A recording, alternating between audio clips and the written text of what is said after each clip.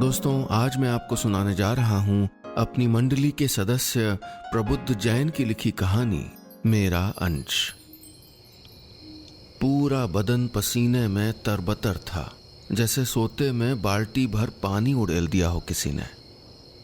बगल में पड़ा मोबाइल ऑन किया तो पता लगा कि 2:30 बजे हैं। ये लगातार 8वीं रात थी जब मैं यूं पसीना पसीना होकर आधी रात में जाग गया था। बाहर के कमरे में झांका तो माँ बाबूजी आराम से सो रहे थे। उठकर बालकनी में आ गया। ठंडी हवा के झोंकों ने तनाव कुछ हल्का कर दिया। अच्छा महसूस हुआ मुझे। लगता था पूरा शहर इत्मीनान से सो रहा है, लेकिन मेरी नींद थी कि पिछले 3 महीने से उड़ी हुई थी। पहले कभी कभी उचटती थी, लेकिन इधर कुछ दिनों से तो यूं ही आधी रात को उठना मानो रूटीन का हिस्सा हो गया हो। हर दिन माँ बाबूजी के कमरे में झांक आना भी रोज का काम था। उन्हें आराम से सोता देखकर एक अजीब सा सुकून मिलता था, ये जानते हुए भी कि मेरी नींद और चैन दोनों इस वक्त उन्हीं की वजह से उड़े हुए हैं। मैं अखबार मैगजीन में रिसर्च वाली खबरें कभी पढ़ता नहीं, लेकिन मेरा बड़ा मन है कि कोई बता सके कि कभी यूं ही रात में उमड़ने वाले जज्बात दिन की आपाधापी में इतने अलग अलग से क्यों होते हैं। माँ बाबूजी के साथ पिछले 3 महीने ऐसे ही कटे थे। दिन में न के बराबर बातचीत, और हर बात हो भी तो वो बात के खांचों से बहुत दूर किनारों से ही निकल जाया करती थी। हर दिन की चीख चिल्लाहट में उनकी आवाज कब मेरी मध्यम आवाज को दबाने लगती महसूस ही नहीं होता था। आज सुबह भी यही हुआ। हमने कह दिया तो कह दिया है, बस अब इसमें बहस की कोई गुंजाइश नहीं है। अरे 34 बरस कोई उम्र होती है क्या इस तरह के फैसलों की? बाबूजी ने कहा। तुम बिल्कुल पागल हो गए हो मुकुल। इस मरे मोबाइल में इंटरनेट पे न जाने क्या क्या अंट शंट जानकारी ढूंढते रहते हो दिन भर। लेकिन ये तुम्हारे बाबूजी और मेरा आखिरी फैसला है, बहुत हो गया है, अब इस बारे में कोई बात नहीं होगी। माँ बोली। ऐसा तो नहीं है कि माँ बाबूजी को मैं प्यार नहीं करता, और ये तो दूर दूर तक नहीं सोचा जा सकता था कि उनके दिल में मेरे लिए प्यार नहीं था, बल्कि शायद ये उन दोनों के दिलों में उमड़ घुमड़ करता ज्यादा प्यार ही तो था जो मेरे फैसले के आड़े आ रहा था। मुझे माँ बाबूजी से बगावत का सर्टिफिकेट हासिल करने का कोई शौक नहीं था, लेकिन पड़ोसियों से लेकर रिश्तेदारों तक ने मुझको ये सर्टिफिकेट थमाने में देर नहीं लगाई। आखिर मैंने क्या गलत किया था माँ बाबूजी को बताकर कि मुझे कभी शादी नहीं करनी? या मेरी गलती ये थी कि मैंने बिना शादी किए बच्चा गोद लेने का फैसला कर लिया था? माँ बाबूजी से लेकर परिवार और पड़ोसियों तक को मेरी बातें दूसरी दुनिया की नजर आ रही थीं। अंश को गोद लेना मेरे लिए कितना जरूरी था, सबको ये समझाने में मैं हार रहा था। अंश जो 3 महीने से मेरी पूरी दुनिया था, वो दुनिया जिसमें पहली बार माँ बाबूजी और गीता दीदी के अलावा कोई ऐसे दाखिल हुआ था। 4 साल का अंश मेरे बीते हुए किसी कल का हिस्सा नहीं था, पर मेरे आज में पूरी तरह शामिल था। आज मैं सोच भी नहीं सकता था कि उसके बिना मेरा कोई वजूद हो।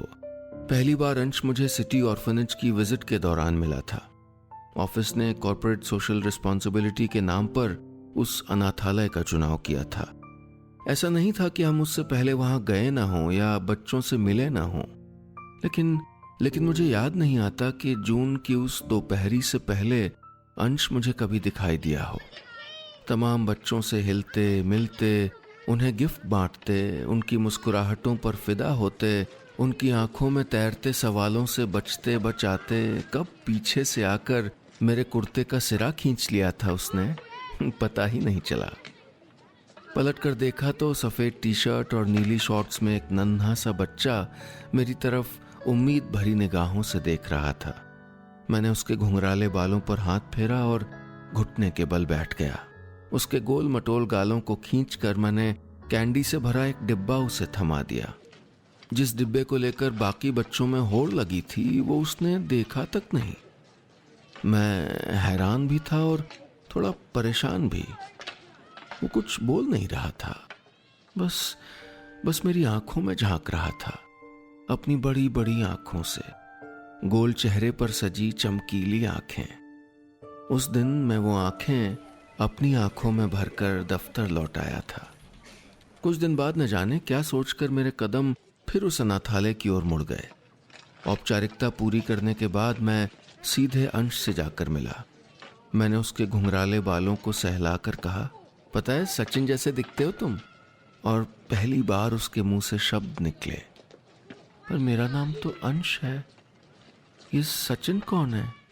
उसने मासूमियत से पूछा तो मैंने मुस्कुराते हुए उसे सचिन तेंदुलकर के बारे में बताया। अंश से हर मुलाकात के बाद मेरे दिल में कुछ दरक रहा था। कुछ दिन और मिलने के बाद मैंने जब उसे गोद लेने के फैसले के बारे में बताया तो अनाथालय से लेकर घर तक भूचाल आ गया। अंश से मिलने के बाद मैं बदल रहा था हर रोज। दुखी रहने की आदत तो मेरी पहले भी नहीं थी, लेकिन अब ज्यादा ही खुश रहने लगा था। लेकिन माँ बाबूजी उतने ही दुखी। मैं उनको कहना चाहता था कि आपका बेटा अपने बच्चे को दुलारना चाहता है, उसके साथ पार्क की सैर करना चाहता है, उसको कंधे पे बिठाकर दुनिया घुमाना चाहता है, उसकी नजरों से दोबारा दुनिया देखना चाहता है, गुदगुदी करके उसकी मासूम खिलखिलाहट में खोना चाहता है, पिता बनना चाहता है, बस शादी नहीं करना चाहता। और पिता का ये एहसास पाने के लिए शादी इतनी जरूरी शर्त कैसे हो सकती है? पर मैं इसमें से कुछ नहीं कह सका। मैं 34 का था, वो उम्र जिसमें समाज के तौर तरीकों के हिसाब से शादी का स्कोप बस खत्म होने को था। कुछ ही समय था मेरे पास, जैसे फुटबॉल के किसी मैच में एक्स्ट्रा टाइम मिला हो और मैच का नतीजा भी आना हो। रोज घर में वही किचकिच। बेटा समझने की कोशिश तो करो, ऐसे कहाँ होता है? अच्छा तुम ही बताओ, तुमने देखा है कहीं आस पड़ोस में, अपने ऑफिस में, कि 30 बरस का बिन ब्याह लड़का गोद में अपना बच्चा लिए चला जा रहा हो? ये दलील मैं माँ से इतनी बार सुन चुका था कि मुझको अब उलझन होना भी बंद हो गई थी। बल्कि मुझे इस बात पे मनी मन हंसी आती कि माँ कितने प्यार से अपनी मिसालों में भी मेरी उम्र के सालों को कम कर देती थी। और आखिरकार माँ ने वो ब्रह्मास्त्र चलाने का फैसला कर लिया जिसके आगे बचपन से आज तक मेरी कभी नहीं चली। मेरा भूत उतारने का जिम्मा गीता दीदी को सौंपा गया। भूत, हाँ इसी शब्द का इस्तेमाल तो किया था माँ ने रायपुर में दी को फोन करके।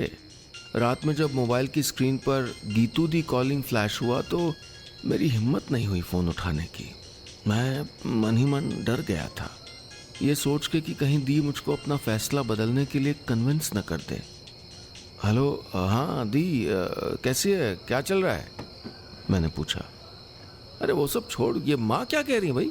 तू पागल तो नहीं हो गया? बच्चा गोद लेना कोई मजाक है क्या मुक्कू? तू मेरी बात ध्यान से सुन, ये सब अपने दिमाग से निकाल और मैट्रिमोनियल साइट पे कल ही अपनी प्रोफाइल डाल। अरे क्यों नहीं मिलेगी तुझको एक अच्छी सी लड़की भाई? मैं चुप था, बिल्कुल चुप। इतना कि डर से तेज हुई धड़कन की आवाज साफ सुनाई देने लगी। हेलो हेलो, मुक्कू तू सुन रहा है ना मैं क्या कह रही हूँ?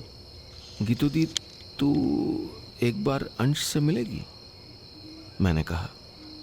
इस बार खामोशी उधर रायपुर में थी, पर गीतू दी ने उन पर मेरे भरोसे की लाज रख ली। वो आने को तैयार हो गई। दी से फोन पर हुई इस 6 मिनट की बातचीत ने मुझको 6 घंटे तक जगाए रखा। रात इसी उधेड़बुन में निकली कि कहीं मैं कुछ गलत तो नहीं कर रहा, कुछ ऐसा जो शायद मैं निभा ना सकूं। क्या मैं अंश के लिए अच्छा पिता साबित होऊंगा? गीतू दी को हमेशा की तरह मैं ही स्टेशन रिसीव करने गया। मुझको देख के वो मुस्कुराई भी, पर मैंने उस मुस्कुराहट में घुली चिंता को ज्यादा महसूस किया। अगली सुबह मेरे लिए बहुत खास थी। अनाथालय के बड़े से लोहे वाले दरवाजे से अंदर कदम रखते हुए मुझे अचानक इस बात का एहसास हुआ कि मैं अंश को मेरे और शायद उसके भी परिवार के किसी सदस्य से पहली बार मिलाने वाला था। अंश मुझे देखकर आधा मुस्कुराया। मैंने कभी उसको पूरा मुस्कुराता नहीं देखा था। उसके होंठ आधे तक फैलकर रुक जाते थे। गीतू दी को देखकर तो उसने वो आधी मुस्कुराहट तक नहीं दी। मैं डर गया, कहीं दी और अंश की ये पहली मुलाकात आखिरी ना बन जाए। दी ने उसकी तरफ एक चॉकलेट बढ़ाई तो उसने मेरी तरफ देखा। जब मेरी पलकों ने उसको इशारा किया तो उसने न सिर्फ चॉकलेट ली बल्कि दी को अपनी वही आधी मुस्कान भी दे दी। मैंने चोर नजरों से गीतू दी को देखा तो वो नन्हे अंश को छोटी सी प्लास्टिक कुर्सी पर चुपचाप चॉकलेट खाते देख रही थी। दी की आंखों में नमी थी और शायद आंसुओं के इस खारेपन में ही एक मीठे रिश्ते की बुनियाद छिपी थी। दी ने मुट्ठी में भिजे रुमाल से पहले आंसू पोंछे और फिर साथ लाई बोतल से मुंह पर छींटे मारे। मैं अंश के साथ होते हुए ये सब देख रहा था और दी की तरफ ना देखने का नाटक भी कर रहा था। गीतू दी शायद अपने आंसुओं को छिपा लेना चाहती थी। ये लम्हा मेरी और अंश की छोटी सी दुनिया में बहुत खास था। मेरे परिवार की एक सदस्य ने मन ही मन इस रिश्ते को अपना लिया था। गीतू दी ने मेरी तरफ मुड़कर संभलते हुए कहा, मुकू तूने आगे पीछे सोच तो लिया है ना? हाँ दी, मैंने सब प्लान कर लिया है, तू चिंता मत कर। एक बार डायरेक्टर साहब से बात करें। अरे उन्होंने खुद मुझको परसों बुलाया मीटिंग के लिए। I hope everything goes fine, मैंने कहा। गीतू दी मुझसे बड़ी थी, 6 साल। उसने मुझसे ज्यादा दुनिया देखी थी। वो दुनिया से मुझसे ज्यादा लड़ी थी और कई बार तो सिर्फ मेरे लिए लड़ी थी। अंश के अडॉप्शन को लेकर उसका अंदेशा ठीक निकला। 2 दिन बाद 1.5 घंटे तक चली मीटिंग में तीखी जिरह और टकराव के बाद अंश को गोद लेने की मेरी एप्लीकेशन रिजेक्ट कर दी गई। मेरा शादीशुदा ना होना अंश को अपनाने में सबसे बड़ी अड़चन बन गया। अनाथालय ने साफ कह दिया कि वो 4 साल के बच्चे की जिम्मेदारी मुझ अकेले को किसी कीमत पे नहीं दे सकते और मैं उसे गोद लेने के लिए कतई सही नहीं हूं। बल्कि उनके शब्दों में तो मेरा ऐसा सोचना भी बेवकूफ़ी भरी बात है। मेरा ये भरोसा कि मैं सब कुछ जानने और सोचने के बाद भी अंश को गोद लेना चाहता हूं, उनके गले से ही नहीं उतरा। उस दिन के बाद से अंश से मेरे मिलने पर भी रोक लगा दी गई। मैंने ऑफिस जाना तो नहीं छोड़ा था, लेकिन मेरा दिल और दिमाग ऑफिस के काम में बिल्कुल नहीं था। पहली बार ये लड़ाई मैं हार रहा था और पूरी तरह हार भी जाता अगर उस दिन ऑफिस से घर जल्दी नहीं लौटा होता। अंश के ख्यालों में डूबा मैं दूसरी मंजिल पर अपने कमरे की तरफ बढ़ रहा था। कमरे के पास पहुंचकर मेरे कदम ठिठक गए। माँ और बाऊजी दोनों मेरे कमरे में मौजूद थे। उस कमरे में जो इस घर के भीतर अंश का अपना घर होने वाला था। रात में चमकने वाले चांद सितारों से खुद मैंने सजाई थी इस कमरे की छत। स्पाइडरमैन के कार्टून से लेकर टॉम एंड जेरी के कारनामों तक से खिलखिलाने लगी थीं दीवारें और इन्हीं दीवारों पर रोशन थीं अंश की न जाने कितनी तस्वीरें। मेरे साथ आइसक्रीम खाता अंश, सेल्फी के लिए अजीब सा मुंह बना के हंसता अंश, बर्थडे पर अनाथालय के उसके दोस्तों के साथ केक काटता अंश और मेरे गले में बाहें डालकर झूमता अंश। माँ बाऊजी इन तस्वीरों के सामने खड़े थे, मेरे आने की आहट से पूरी तरह बेखबर। मैंने गला साफ करने का नाटक किया और मानो कुछ हुआ ही ना हो। माँ अपने आंसुओं को छिपाते हुए तेजी से बिस्तर पर पड़ी चादर हटाते हुए बोली, देख तो पता नहीं कब से चादर नहीं बदली, जाने कहाँ खोया रहता है आजकल। बाऊजी ने अपने चश्मे के पुराने बहाने से ही काम चला लिया। अरे मुकू, मेरा चश्मा देखा क्या? तेरे कमरे में तो नहीं रख दिया मैंने? मैं अंश और मेरे इस कमरे में बेचैन घुसा था, लेकिन अब दिल को चैन था। जिन तस्वीरों में अंश से ज्यादा मैं खुश नजर आ रहा था, वो माँ बाऊजी की नजरों से कैसे ओझल रह सकती थी। मैं तो ये भी नहीं जानता था कि हो सकता है दोनों रोज मेरे इस कमरे में अंश की शक्ल का एक हिस्सा याद करने आते हों, जिसमें उनके अपने बेटे की खुशी का भी एक हिस्सा शामिल था। लेकिन माँ बाऊजी ने कुछ जाहिर नहीं किया। हालांकि मुझे इसकी कोई उम्मीद भी नहीं थी। वो आखिर तक सख्त दिखकर अपनी कोशिश करना चाहते होंगे। लेकिन आज माँ बाऊजी को अपने कमरे में इस तरह देखकर मुझे एक हारी हुई लड़ाई लड़ने का हौसला जरूर मिल गया था। अगले कुछ हफ्ते अंश सपनों में शक्ल और दिल में धड़कन बनकर धड़कता रहा। कानूनी पेचीदगियों से ज्यादा मुश्किल तो अपनों का सामना करना था। पड़ोसियों, रिश्तेदारों के तानों से मैं निपट भी सकता था, लेकिन घर वालों का क्या करता? माँ बाबूजी पहले की तरह बहस में तो नहीं पड़ रहे थे, लेकिन ये साफ था कि इस लड़ाई में वो मेरे साथ भी नहीं थे। पर न जाने क्यों और कैसे मेरे दिल के किसी कोने में ये ख्याल खुदबुदा रहा था कि अंश अपनी उसी आधी मुस्कान से माँ और बाबूजी को पिघलने पर मजबूर कर देगा। अनाथालय से शुरू हुई लड़ाई इतनी ऊपर तक जाएगी, इसका मुझे अंदाजा तक नहीं था।